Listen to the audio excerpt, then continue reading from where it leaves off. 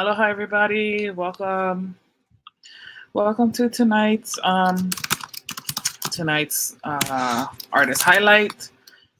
I am excited to have one of our creators online tonight with me, Chris Koanui. Before we bring Chris on, I just wanted to give everybody a quick update on our Kickstarter project. Mahalo nui to everybody who's been supporting. We're currently at 59 backers, last check, 59 backers and $10 away from 2,100. So $2,090. That's amazing. Thank you. So tonight we have something special.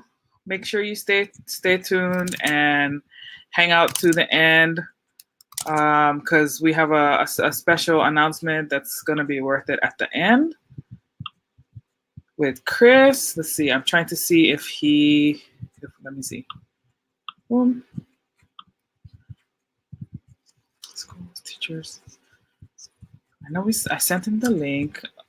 Device is not connected. Okay, there he is. I think he's coming. Oh, there. Let's see. Here he comes. Oh, right on. Aloha. Can you hear me? Aloha. Yeah. Right on. Yeah, I like your shirt. Thank you. Aloha, welcome. Thank you for joining me tonight. How you doing? Good. Right on. Happy to be here. First time good interview ever. Yeah. This is awesome. So put your head down a little bit. I like your hat. Yeah, that's nice. Right on. So everybody, this is Chris Koanui. He's the creator and writer of the Nightmarcher comic. And I'm also honored to have him on the Fishing Day with Papa Ray project. Chris, can you tell us a little bit about yourself? I'm a full-time police officer. My full-time hobby, other than training dogs as well, is art. Yeah, so I do digital art, comic book art, coloring, kind of a whole gamut of everything.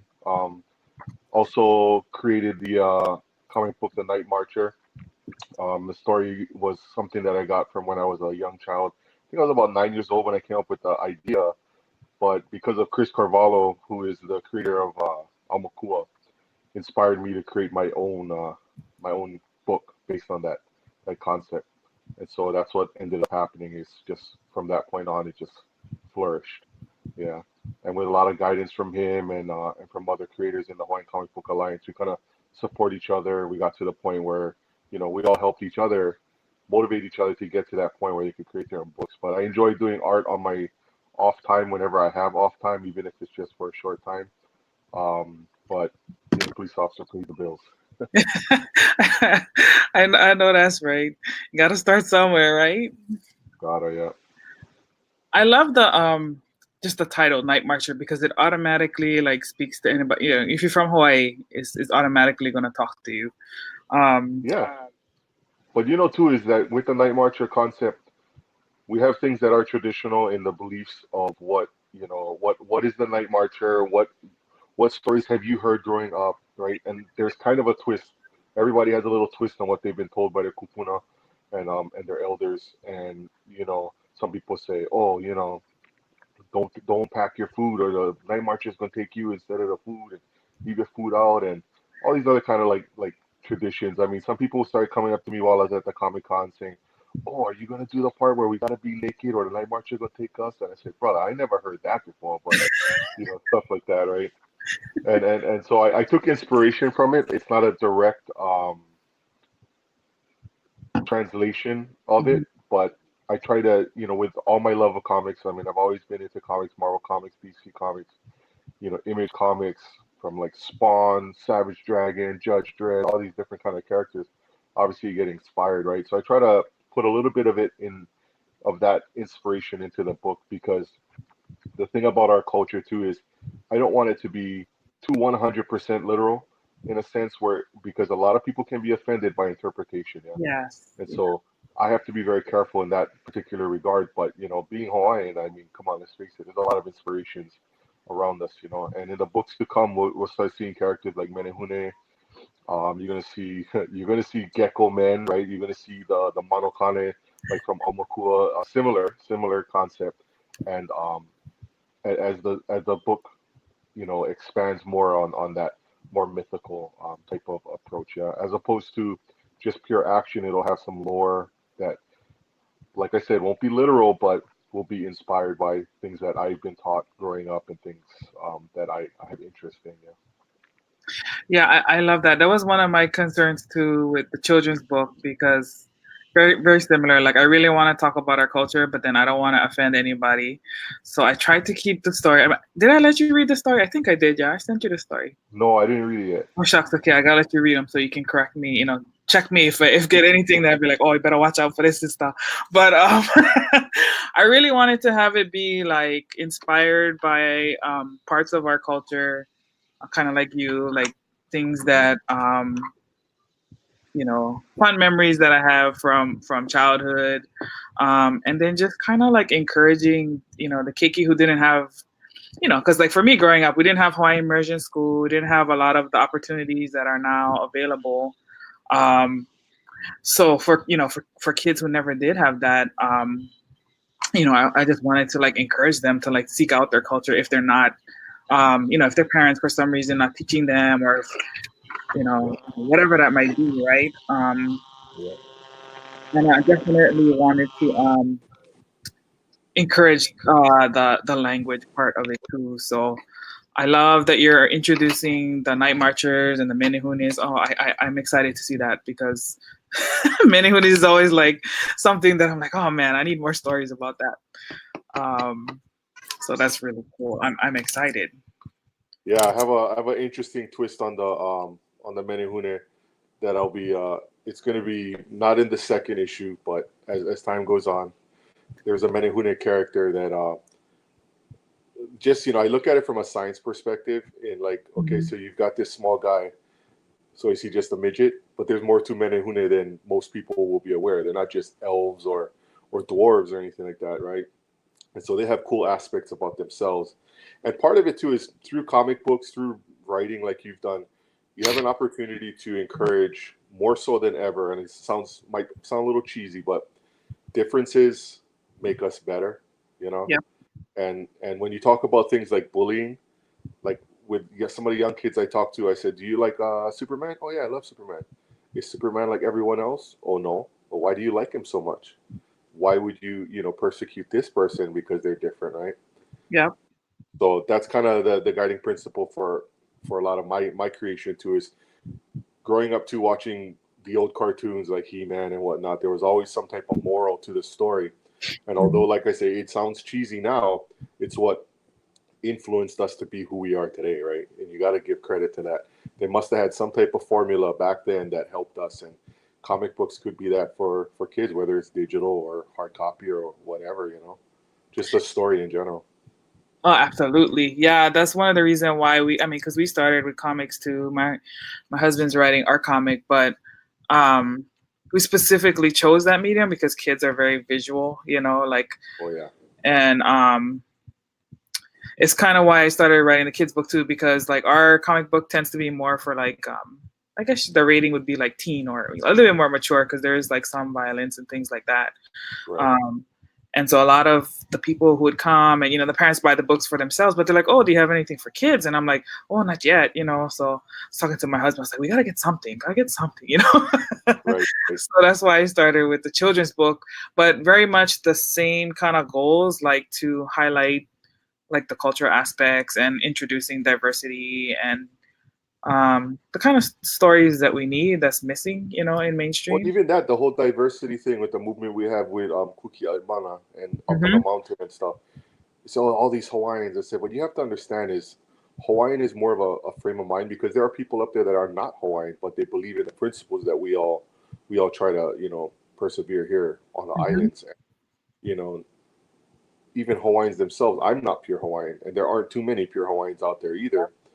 But I was raised with principles, the same principles and traditions that Hawaiian or Hawaii has developed through the plantations and the immigrations and cultural integrations. Because as much as I can say this is exclusively Hawaiian, I can look at Japanese culture and say, look at the parallels there, or the Portuguese culture, look at the parallels there, right? Or Yeah. Chinese or whatever. And so even with Filipino cultures, we'll go to places and it's like, wow, this was a Filipino tradition. Yep. So Hawaii is really like a hodgepodge melting pot of all those different types of things. And if anything, it should tell us how we're supposed to be a lot more tolerant. Yeah, because we have so many similarities no matter where we're from.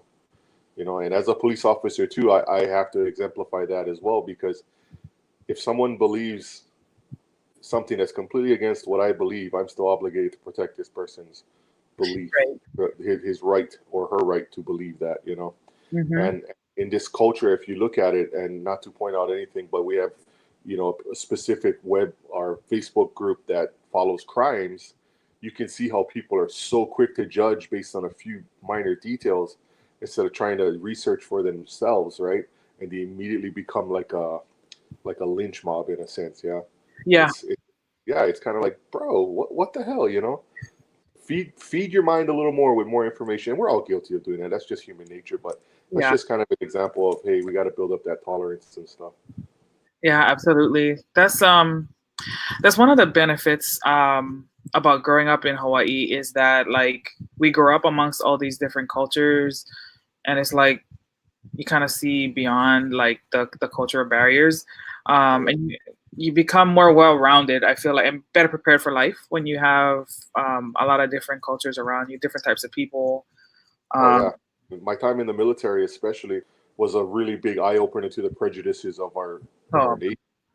It's scary because and I hate to use the word, but I was at basic training and there was a Mexican guy that was doing something that some of these other guys didn't want. They happened to be African American. They called them wetbacks, and I go, "What's a wetback?" And they said, "That's a Mexican." So, what do you call Mexicans in Hawaii? I said, "Mexicans."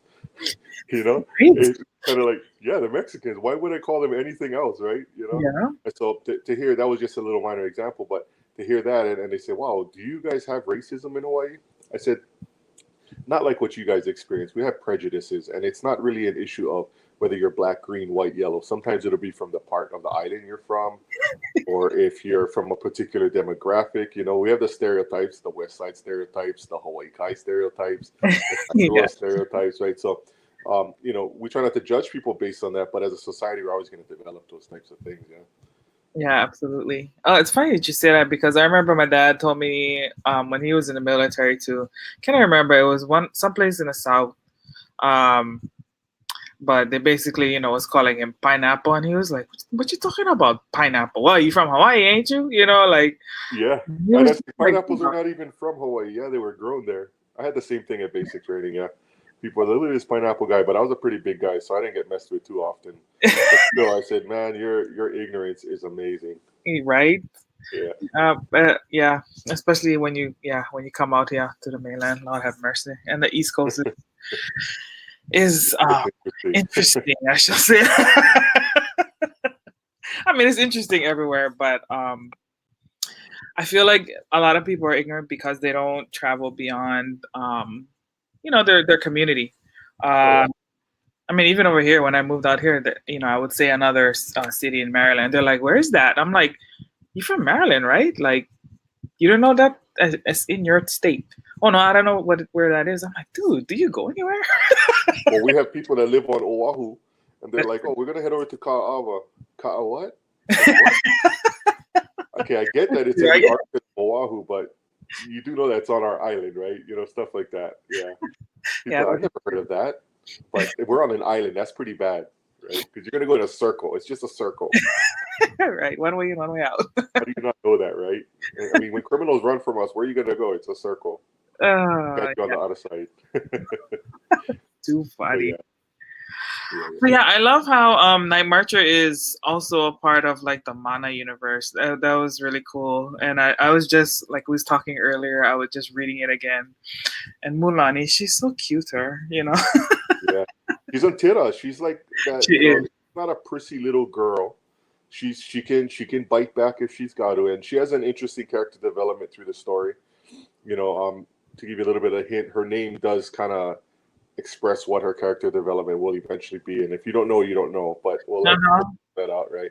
And she has a very interesting development as the story progresses, because her relationship with Nightmarcher is not so much symbiotic as much as kind of out of necessity at first, but then they do realize that they will have a bond as the story progresses, that they do kind of need each other, and they balance each other out. And not so much in that, I mean, there's an obvious age difference. We're not talking about a romance type perspective, more of like a Right. partnership life kind of thing, like having a very good friend, like a big brother or a little sister kind of thing. And it's been mentioned in the first book that she's wise beyond her years, so that is also another factor in her character's story. And Yeah, I try not to reveal too much in the very beginning. I want her to be a little more unassuming, but I want people to be interested in reading the books to come too. absolutely. Um, and then like I didn't realize that it was. I mean, this is really like 2 issues in one. Kind of, yeah. It's a big book. I was Yeah, like, oh, this is like bonus right here. yeah. Because I did a lot of collaboration with Chris Carvalho. He helped set the framework for the script, and then I went in and rewrote pretty much most of it, but using the same guidance that he provided. Yeah, Hmm. because he's my sounding board for the most part. And when Christopher Loma is another artist in the Monocomics group, and I use him as more like my fact checker kind of thing, because Yeah, he's very good about knowing. I mean, this guy's like an encyclopedia of comics. You can ask him any issue. You can go, "Hey, Dark Phoenix #1." Do you? He goes, "Oh yeah, I love this part in that book."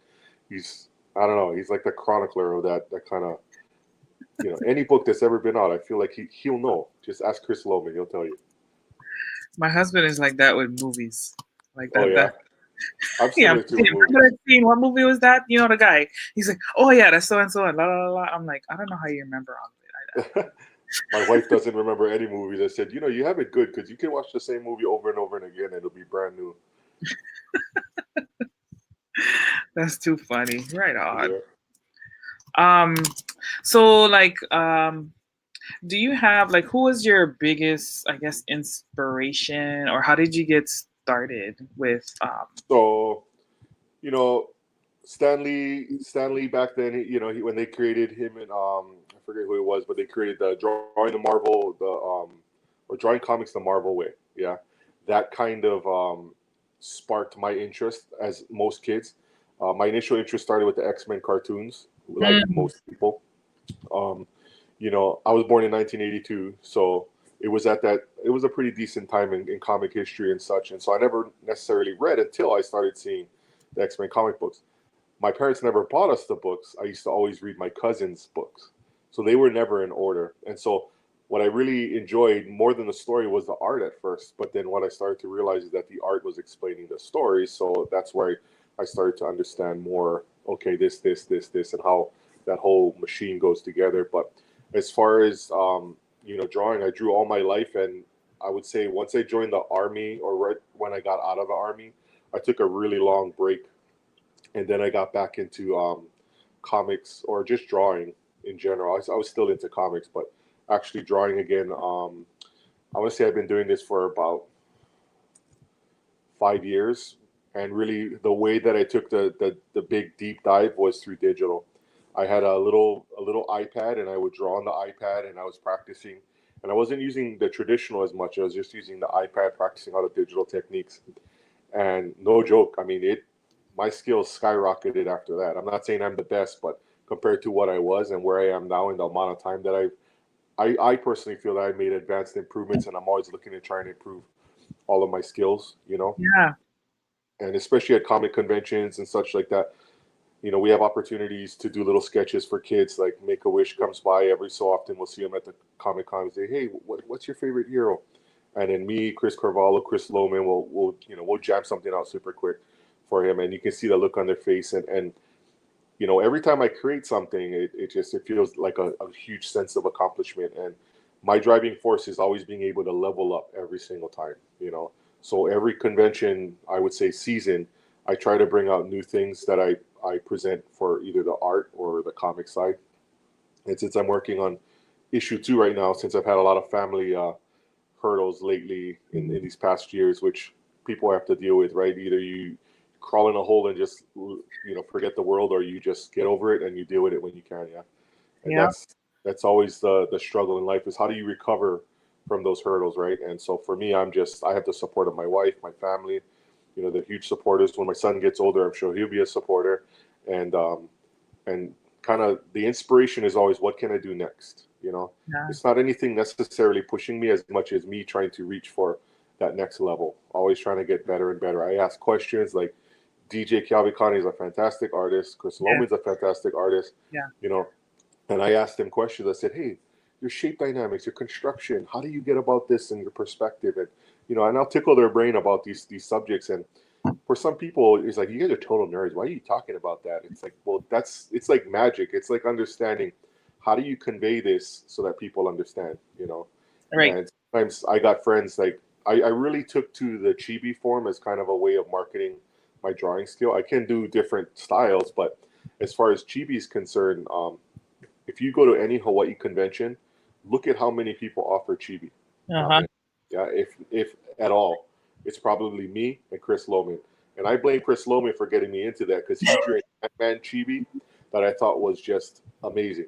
And it was just an ink drawing, and it was amazing. And I was kind of like, I want to try and do that. I want to level up and try and do that. And so I did it, and I feel like I've been able to incorporate different styles from all my favorite artists that do chibi. But also I like the more animated approach, as opposed to, with respect to Jim Lee and, all these other type of artists that do the traditional proportions and stuff. I like the dynamic, stylized forms in comic books, so I can really appreciate, because even in like your book, there's a stylized form to it, and it's very muscular, kind of, in a sense where I feel the power just by looking at the static image, and it's not just this plain old person standing there. When the person is standing there, it's a dynamic presence, and that's the kind of art that I like. Mm-hmm.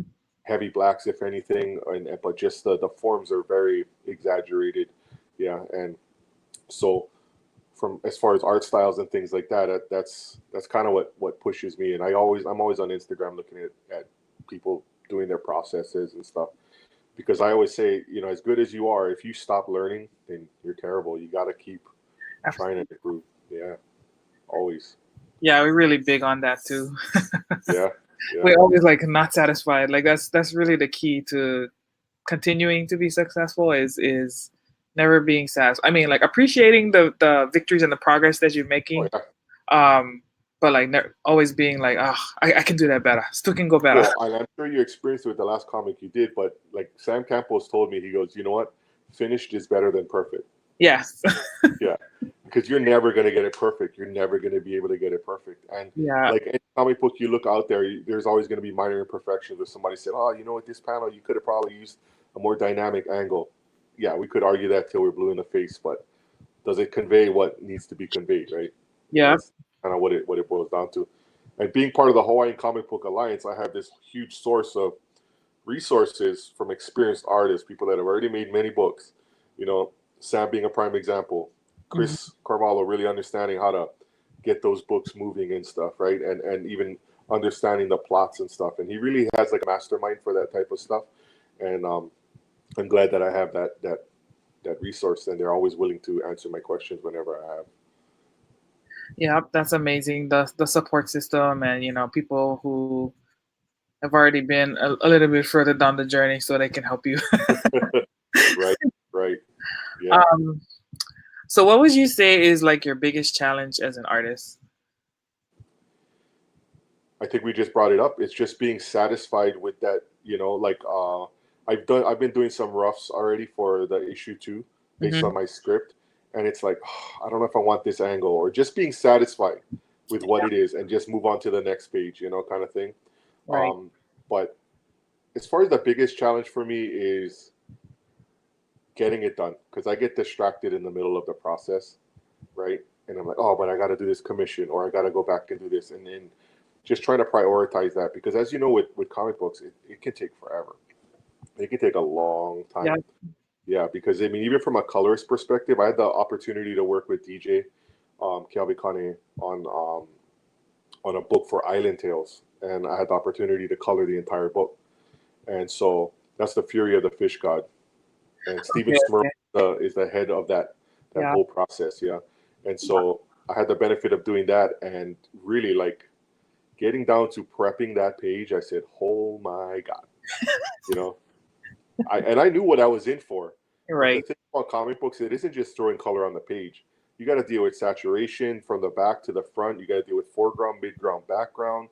You got to deal with color theory, and there's all these different sciences. And like I tell people, I said, with respect to people that pencil and ink, that's a hard job.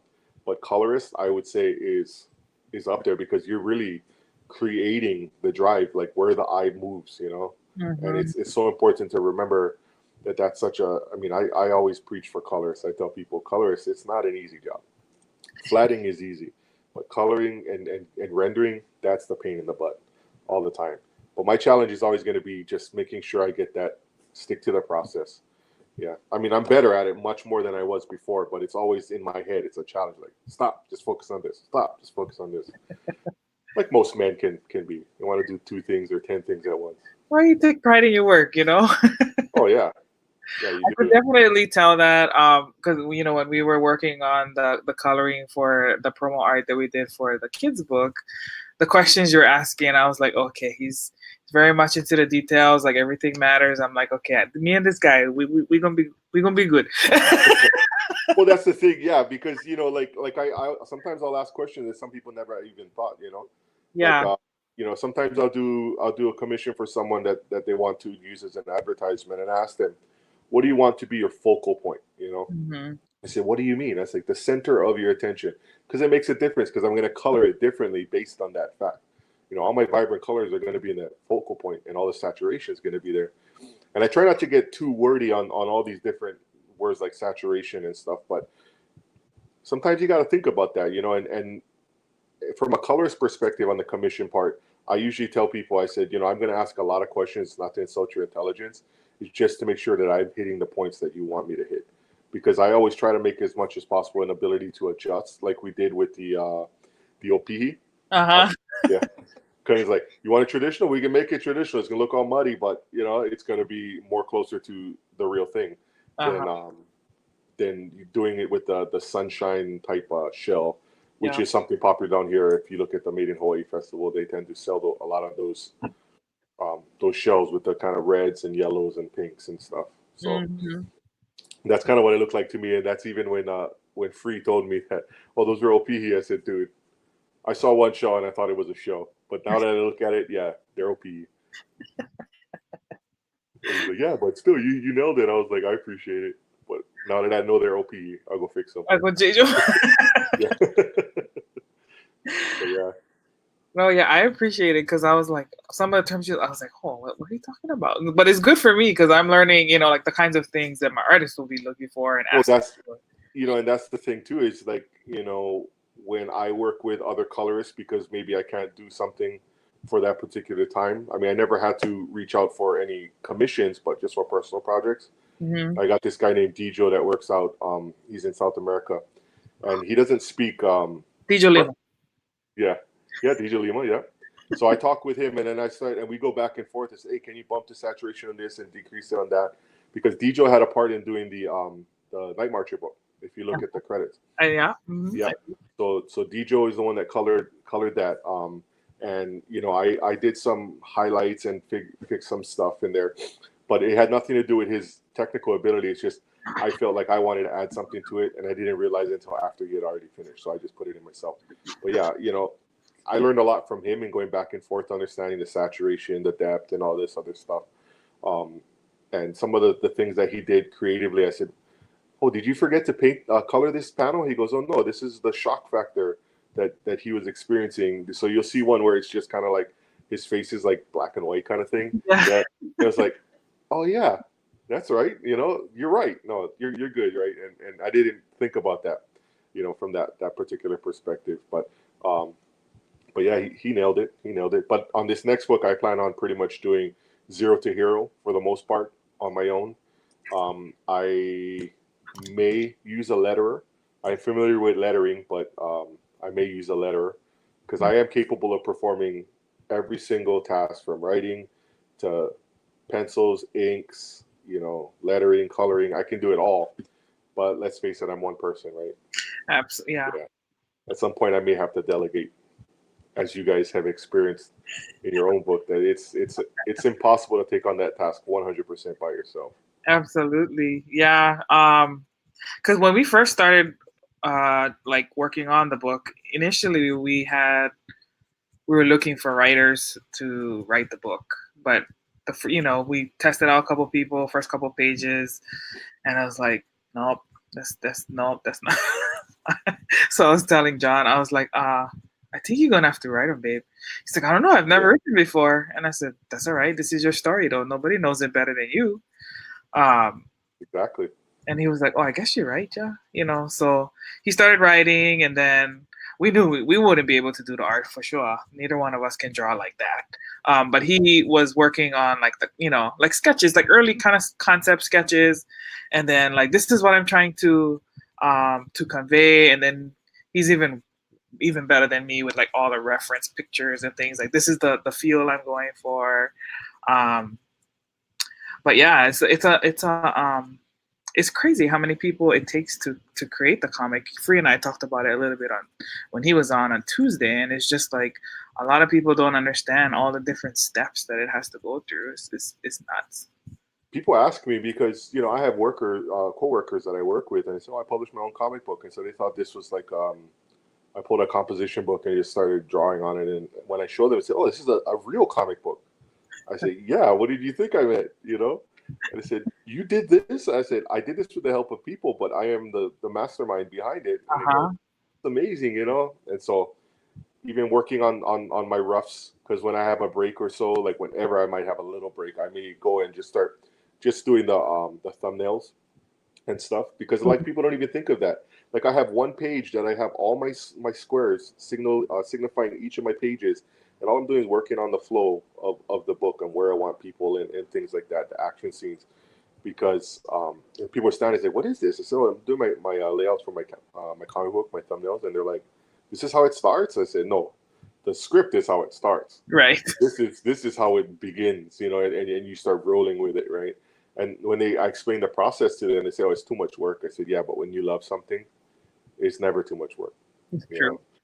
Yeah, because I mean, my son, I did his first birthday invitation. I drew and laid out all the letters and everything like that, all on my own. And he's a cute kid, so it wasn't hard to put him in there and get it, in the right spot, because he takes really good pictures. So I was able to put that kind of stuff together, and people say, "Well, how'd you do that?" They thought I just put some things together. I said, "No, I drew every element in that invitation." They said, "You drew that?" I said, "Yeah, I drew everything. I drew the background. I drew the character. I used reference, but I hand drew everything. And they're like, "Oh, I never thought it was that much work. It just looks like so easy." And I said, "Well, isn't that what we make it look easy, but people don't think about how hard it actually is."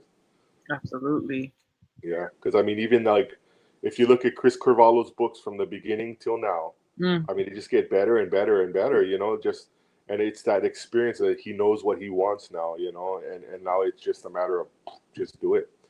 Just do it. And I try to support the brother any way I possibly can with my own personal skills, because I owe a lot to him, because I never would have gotten involved in this had I not linked up with him.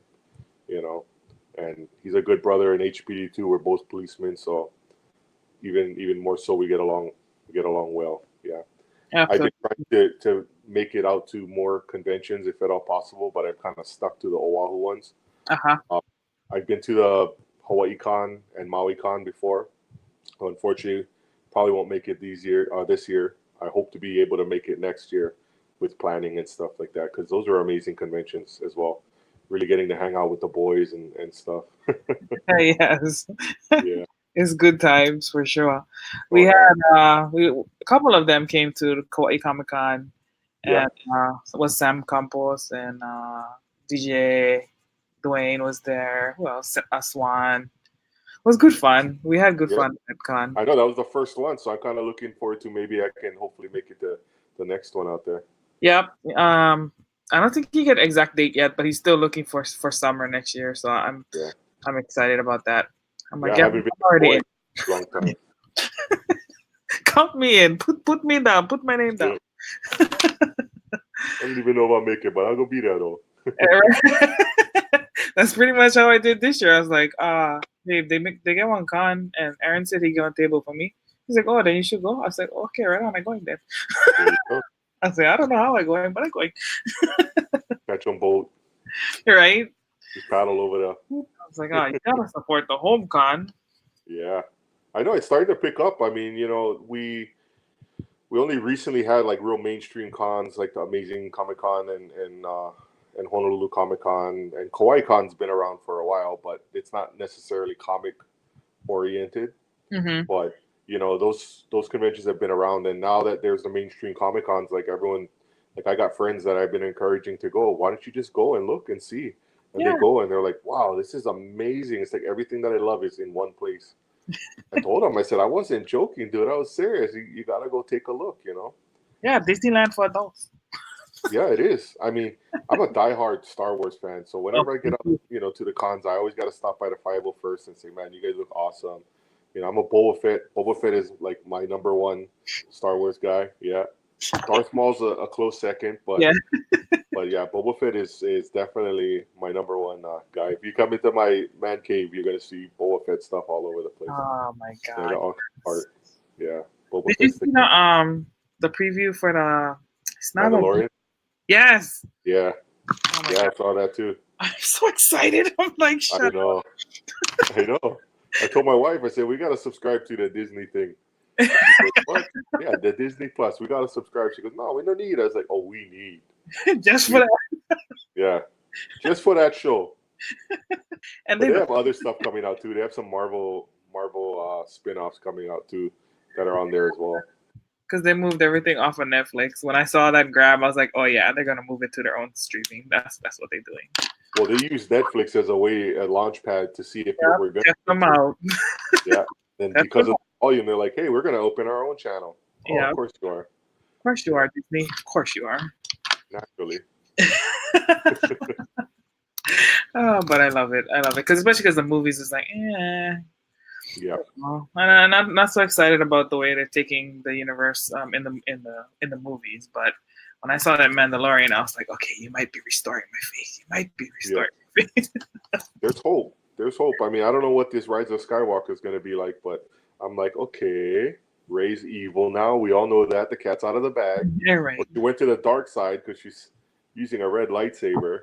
Interesting, construction of it. But I'm like, hey, I'm open-minded. I'll let it soak in. I don't absolutely love the ones that Disney made, but because I'm a Star Wars fan, I'm like, you give it. Tolerate it. Yeah, I give it a chance.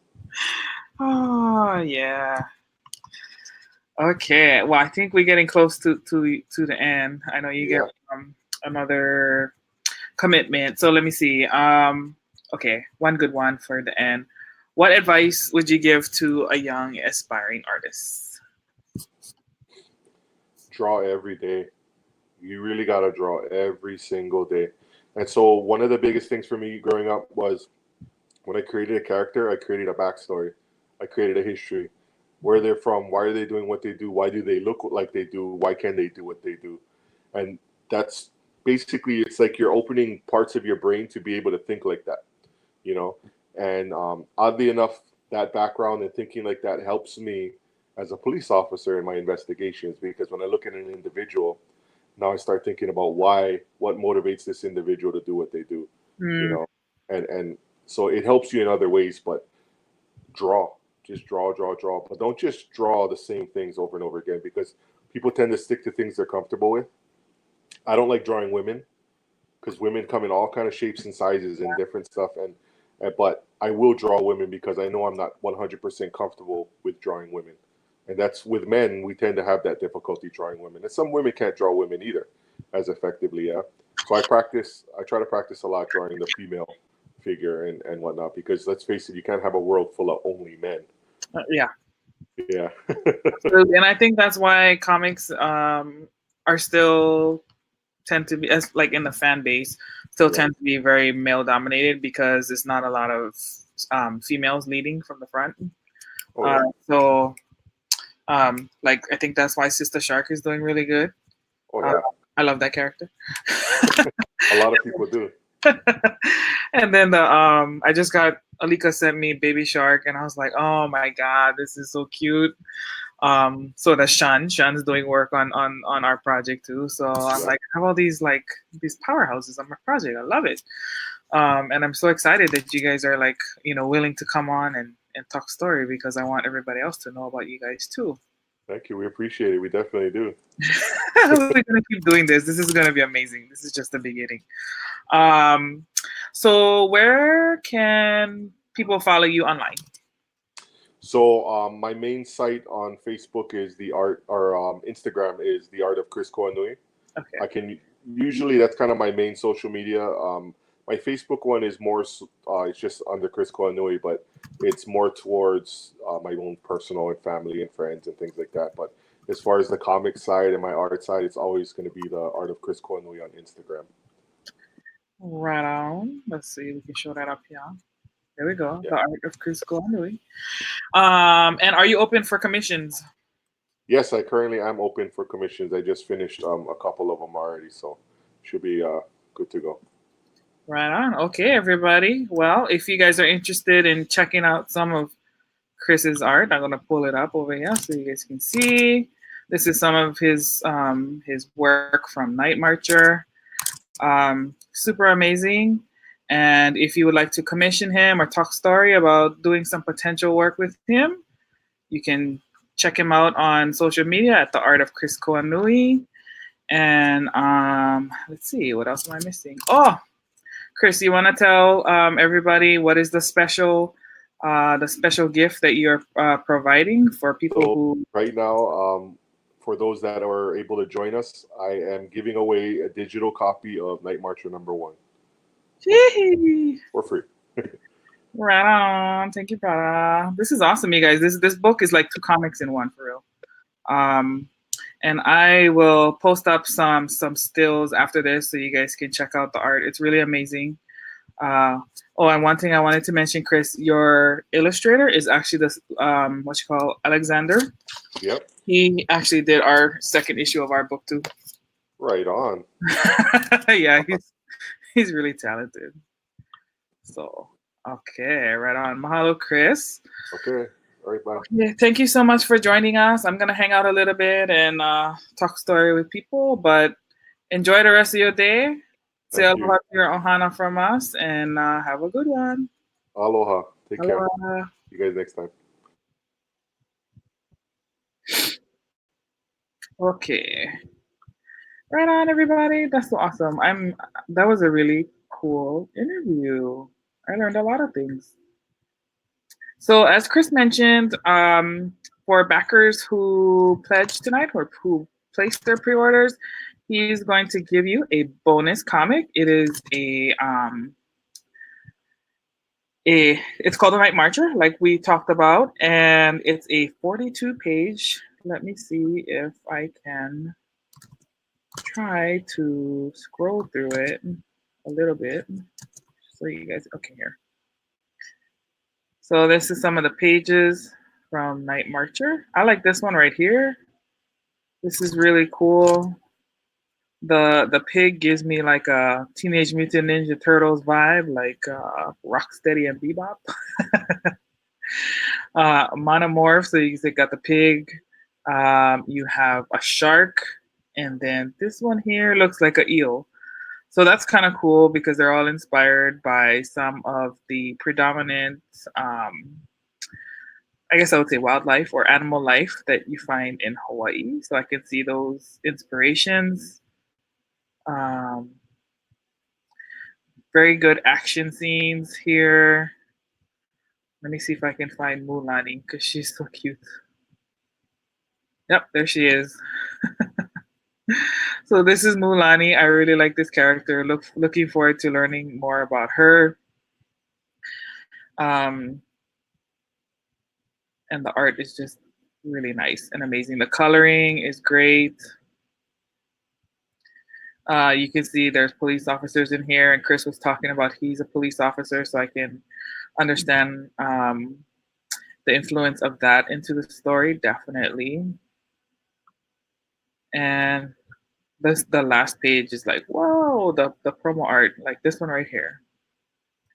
Man, the coloring, like just everything, the detail on this page is amazing. So this is Nightmarcher by Chris Koanui, who was on with us.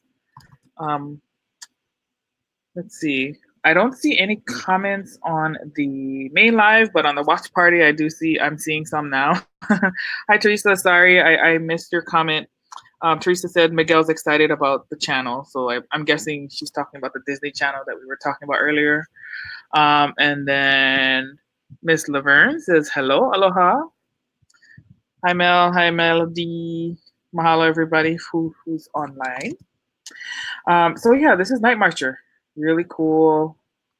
This is the back. You can tell this is somebody else on colors. This is Alexander Nascimento. He actually did the illustrations for the second issue of the Wildfire Chronicles. And then, oh my gosh, this is the chibi art that he was talking about.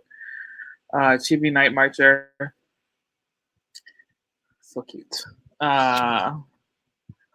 And then one of the cool things about when you back Kickstarter is like they give thank you to everybody who supported the project. So Nightmarcher is actually another project.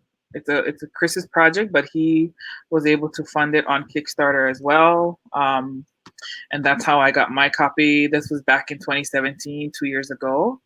And this is issue one. It's a jumbo issue one, 42 pages. So you're actually really getting 2 comic books for free if you pre-order tonight.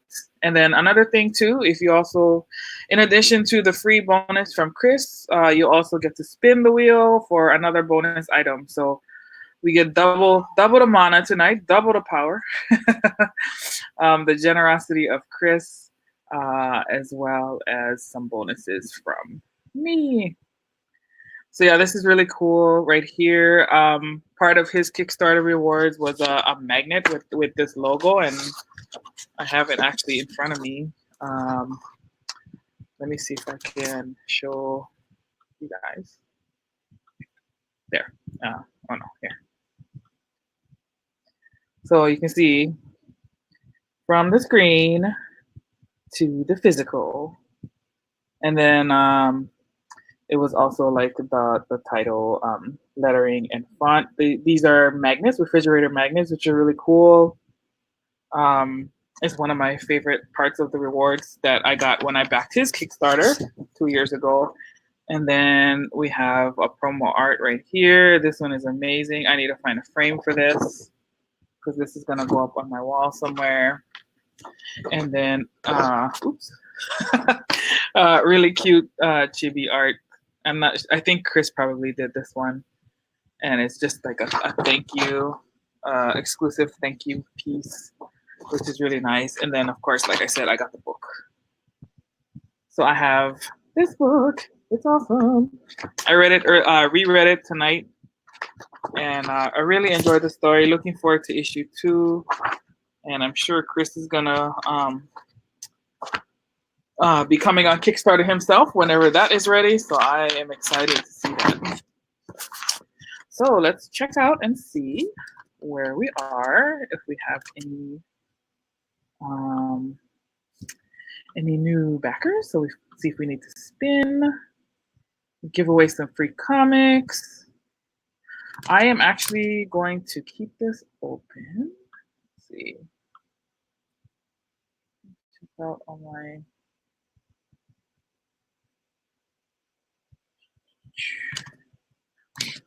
I hope I shared the video appropriately.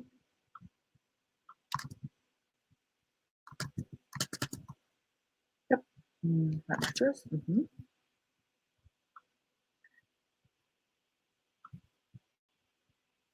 So it's Thursday night, yeah. Tomorrow's Friday, right on. I'm ready for the end of the week. How about you? So yeah, I really enjoyed the conversation with Chris tonight.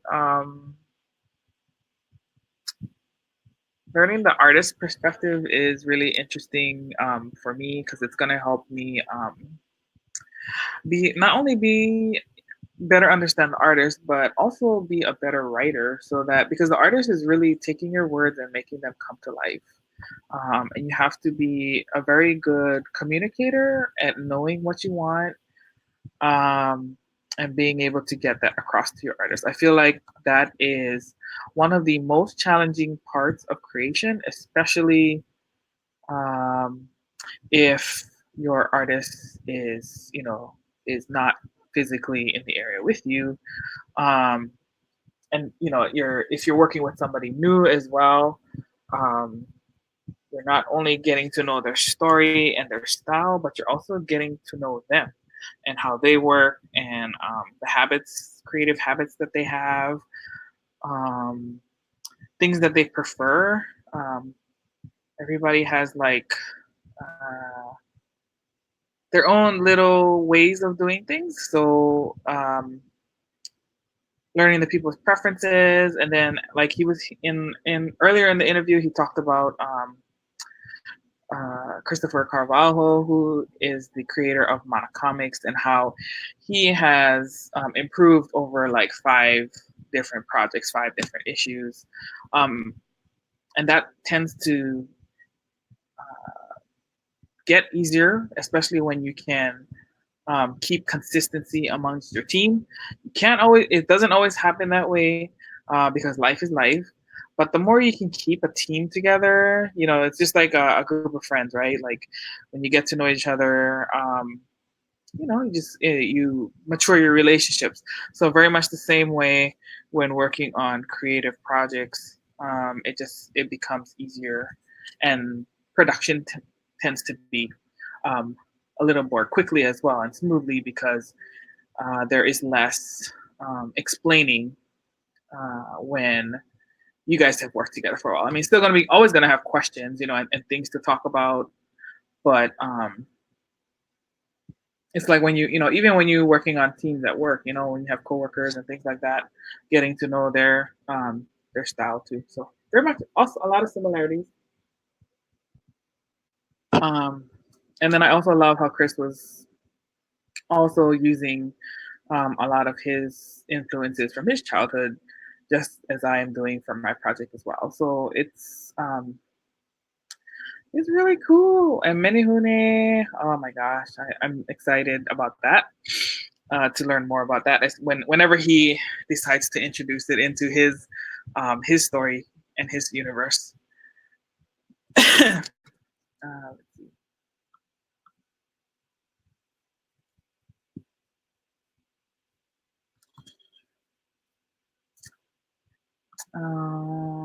What else did I want to talk about tonight? Um, So pre-orders tonight, free bonus comic for those of you who might be just joining us. Free bonus comic and spin the wheel, spin to win. So I will post up some um, some stills, so you guys can check out Chris's amazing art, and I will give a project update of where we are. And today, oh, I guess one thing I could talk about is that today I was able to tag up with some teachers. For those of you who don't know, I'm also putting together my list of schools um, for like my long-term strategic vision. I've shared it before. I want to put these books into schools, um, into the local communities, starting off with home in Hawaii because that's where I'm from. But ultimately, I would love to expand it outside of Hawaii as well. And so, all of you who are teachers or who know teachers, you guys are helping me a lot to number one, identify the schools, and two, identify teachers who could, read the story and give me input on, um, you know, what they think about the story, how maybe some potential like lessons that they could incorporate into the classroom, so that I can also create some cool bonus material that they could use. I have a couple teachers out here on the East Coast that I've also connected with who are interested in working together as well. Um, while my target age range is like ages 5 to 8 ish, I just spoke with my my friend Adia Moran, and she's a fourth grade teacher. And I told her, I was like, I would really like to get your input on this book. I said it might be, like not up to par with the fourth grade reading level, but I would still like to get your input anyway, because it's important. I want teachers to get their input and to be able to help guide the direction of some of the potential possibilities we could have with the book series. And she basically says, she's like, I love this book. I think it can still be impactful as a read aloud in the classroom, to help solidify the importance of family bonds. And let's see, what was her exact words, because I don't want to misspeak on what she said. Let's see. Oh, she said, this would help reinforce some of my students' understanding of family, community, and environment. So I love that. So that was nice. So I'm excited. I'm trying to track all of these things. I have a lot of fun announcements too coming in the future. And I'm just really excited to be working with such a talented team on this book. So if you have any questions, I see there's a couple people still watching live.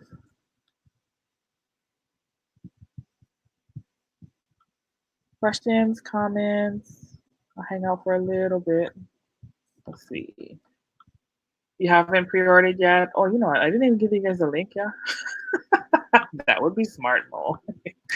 Okay, hold on. Let me give you guys a link. Sheesh. What am I doing? If you've been on my page for a while, you've probably seen the link, but I'm going to put it up again anyway, just in case, for those who have not. Cool. There we go. That's the link where you can go and pre-order your book. Basically, you would go to this web page. It'll tell you about the project. It will give you options to choose. You can take a look at everything. But if you just want to like get straight to it, order your book and be on your way, just click the green button once you get to the website.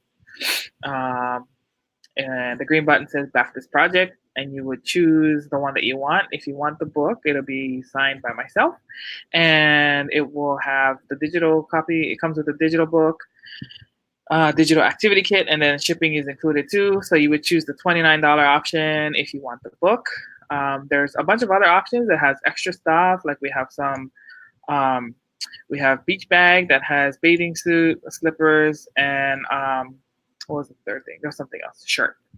Customized with our custom art, done by Chris Koanui and Free Isabello and Napua Ahina. So we have that. If you love comics, there's a comic level too, so you can get our comic books. We also have a level for all of the books. So all of the books that we have created, there's a level for that as well. And then if you would like to sponsor a classroom, or if you are an independent, if you know an independent bookstore that would be interested in carrying the book, we have some larger items. And we still have the Uncle Mano acrylic on canvas that's still available. It's an amazing piece of art, so that you can check that one out. We have Moana themed birthday party. So if your little one or your grandchild, niece, nephew, has a birthday coming up in a couple of months, we have amazing Moana themed birthday parties by DC Hula Girls and Lydia Ortiz. She has Moana interactive birthday parties where she has like a whole program. That's a really unique experience. I believe it's about 2 hours for it. So we have a reward level for that. And we just have a lot of good things. So if you want to check it out, go ahead to the link and your support will help us get this project funded so that we can reach more keiki, reach more schools, and reach more communities who could use the support of this project. So I think that's it for tonight. I will post up some pictures as promised. And again, if you guys would like to check out Chris, you can find him online on social media at the Art of Chris Koanui. And you can talk story with him if you would like to get some art done special for someone you love or yourself. Okay, guys, thank you. Mahalo nui for joining. I will talk to you next time. I'll have to check the schedule, but I'll set up the events and stuff so you guys can RSVP to see who our next creator is going to be. I got to catch up with the team and see, where we all falling out, because the scheduling is the biggest thing amongst the team, because everybody has lives too, So, okay. Take care, you guys. Aloha, ahui ho, malamo pono. Bye-bye.